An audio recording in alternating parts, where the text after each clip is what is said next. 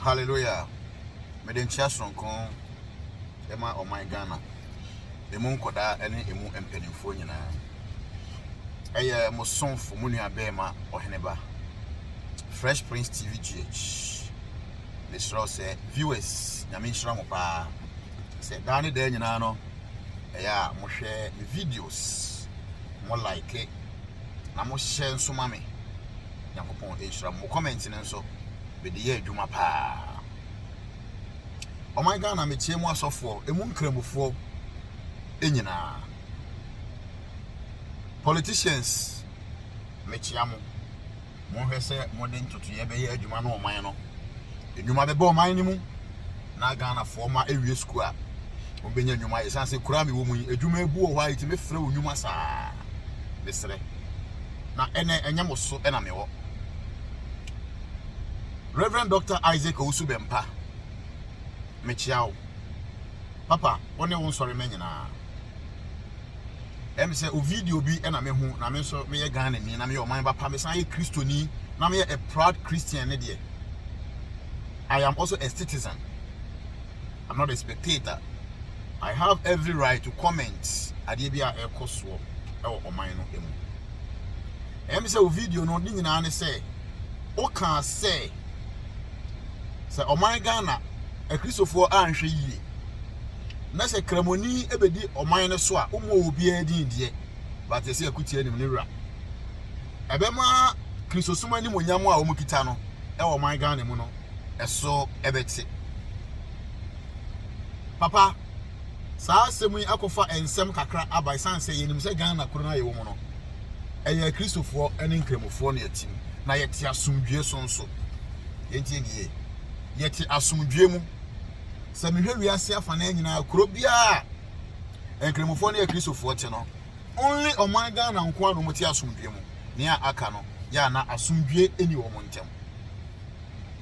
papa wasem ya okaka yi ebetimi de wantwi aba me no mi enu nyina yenim se chekrema e wotumi papa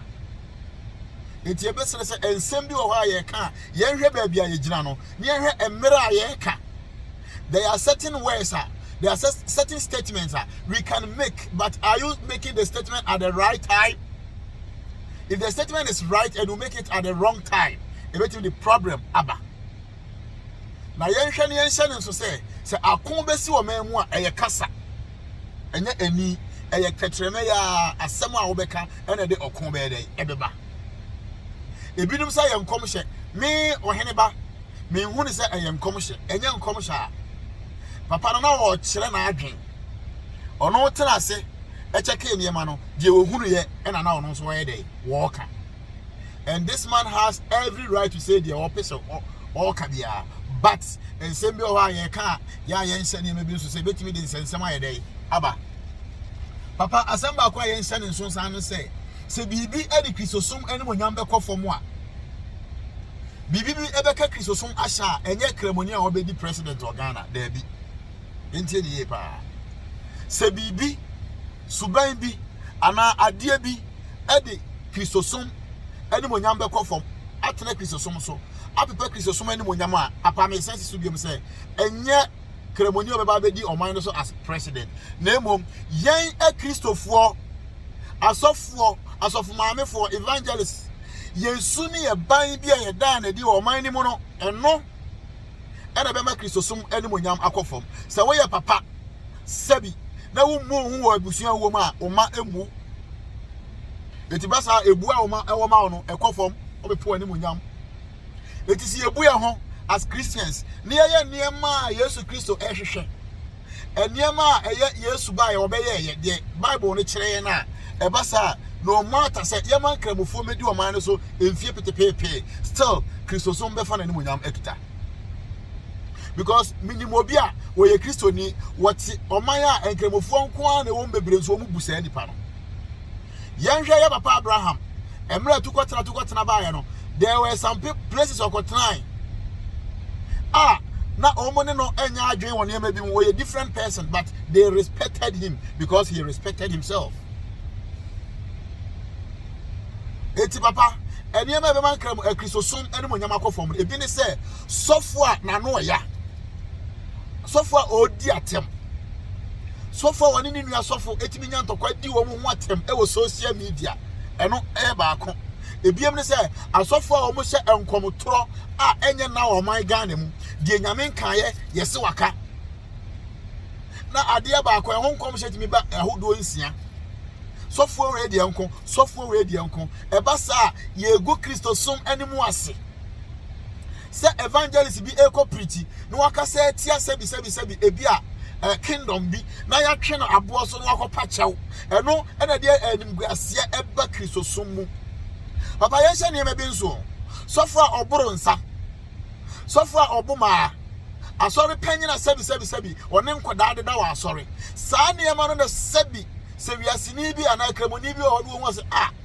Kristo ni pa na wo yesei osofo pa na wo yesei enti saa ne ma no ena de sebi papa Kristo som enimonyam ekofom o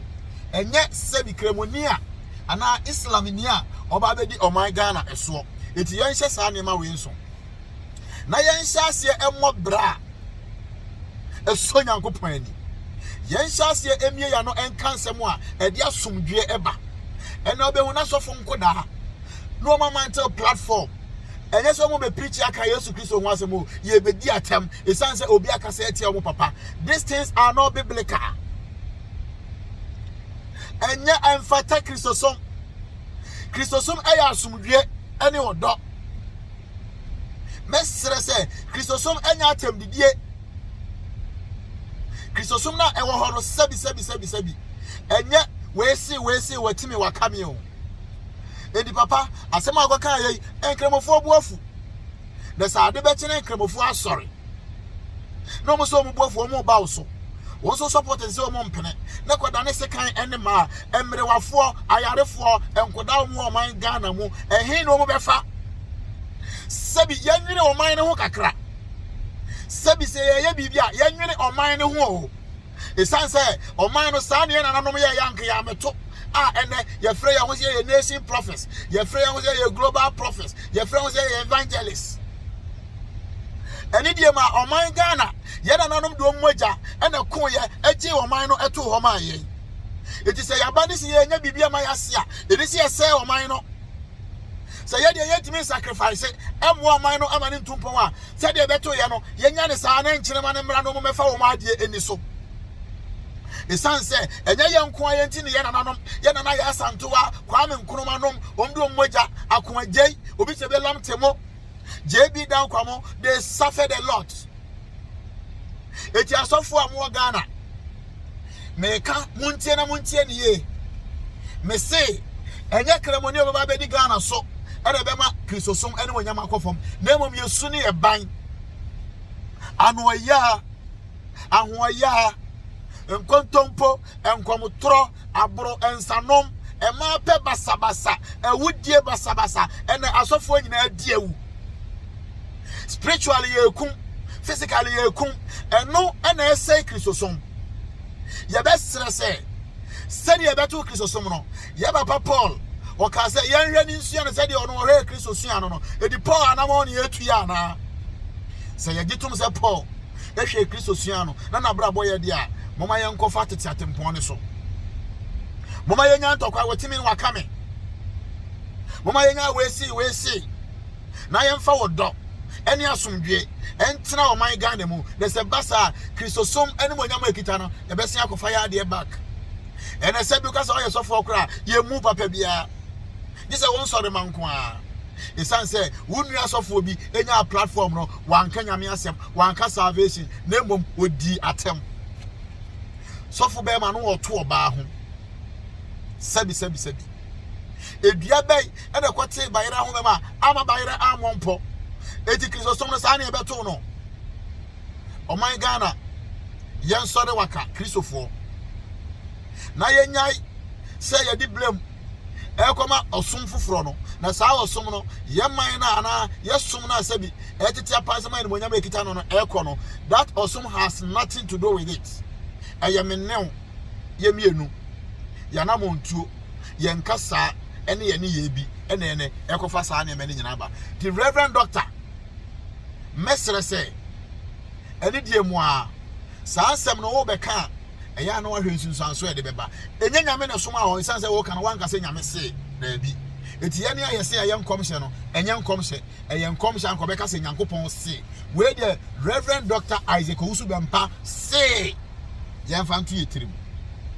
mesrɛ afei asɔfoɔ no sɛ yɛbɛka asɛm bi a ɛyɛ a yɛnwene ho we should always listen before we talk yɛnwene deɛ de nsunsuanso ɛde bɛba ɛyɛ honhom na aka kyerɛ sɛ ka na ɛne go ahead sɛ wadwene na de bɛka deɛ a please no tietia break sɛ bɛyɛ a ɛnkɔfa wantwi sɛm ɛma I love Ghana. I love to be a Christian and I'm a proud Ghanaian. Just yetimi ka di dwa yenum sɛ yenkwa ye man de asomdwe wɔ hɔ ewiase nyinaa wo pɛ baabi asomdwe wa ɛyɛ man Ghana mesra asofo mo ma asomdwe no ntena hɔ sɛ de ne tie na ani die mu a mesrɛ ma mo nkɔfa ayi bia wantwi bia ma ye ne nkramofo ntem san sɛ ye ne nkramofo ye dɔ ye ho paa ye pɛ ye ho asɛm ye tie ho ase ɛna ye tie ye mpo ye kure mu mpokura no sabi eniema nkoye akwamo de ye na mo sa akɔfa ntɔkɔ aba ɛne sɛ wuo nie nyina bɛwuwuo mechia Ghana fo nyina mechia Kristo fo nyina nkramofo mechia mo asofo nyina mechia mo o Kristo Nyankopɔn onka mo ho na onye eniema akɛse ye Mr. Jack ema mo esanse nyame wɔ ne pa bebre de mo man Ghana o man panimfo mo amoni na ho de sese mo ye no monye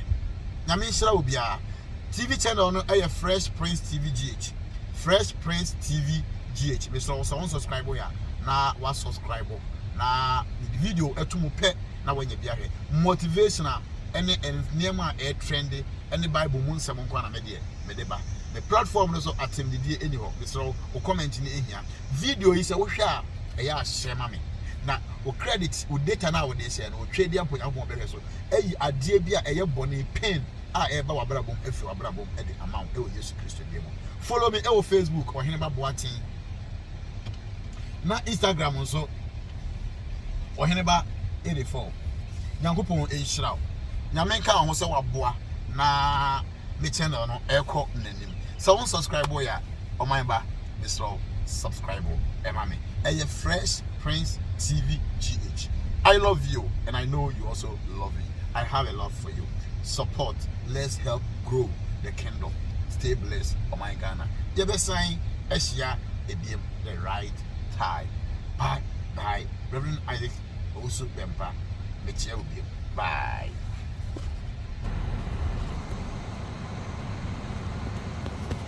Nancy